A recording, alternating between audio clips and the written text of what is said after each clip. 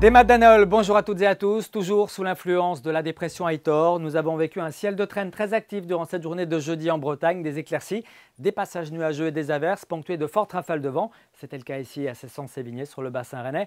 60 km/h pour les rafales, quand on mesurait quand même jusqu'à 90 km/h à Bréa et 91 sur l'île de Groix. Ici sur l'île aux Dames, le vent atteint 70-80 km/h avec ce ciel particulièrement chaotique. On prend de la hauteur pour observer la situation avec ici même cette rivière atmosphérique du sud-ouest jusqu'au flanc est, un ciel de traîne sur le nord-ouest du pays, la dépression Aitor sur le sud de l'Angleterre et puis ici, venu du pôle, cet air froid qui glisse sur l'Atlantique et qui prend la direction du nord-ouest de l'Europe. Que va-t-il se passer ce vendredi? Eh bien, nous aurons toujours un axe dépressionnaire ici entre la Scandinavie et la Bretagne, un anticyclone sur le proche Atlantique qui se rapproche. Entre les deux, eh bien, le gradient de pression se resserre avec un vent de plus en plus soutenu, alimenté par un courant froid de secteur nord-nord-ouest. Résultat sur notre carte pour ce vendredi matin, il y aura pas mal d'agitation avec un temps très perturbé ici entre la Loire-Atlantique, le sud de la Bretagne et les côtes d'Iroise.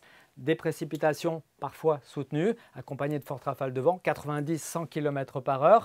Une ligne de grains devrait arriver en fin de matinée par les côtes de la Manche, avec là aussi donc ce temps très perturbé. Puis on espère quelques éclaircies ici entre le centre Bretagne et puis l'intérieur de l'Ille-et-Vilaine. On poursuit avec le temps de l'après-midi, instable, un après-midi rythmé par les averses, parfois orageuses. On notera quand même cette poche d'éclaircies un petit peu plus belle ici, entre la pointe de Pamar, le Lorientais et la presqu'île de Quiberon.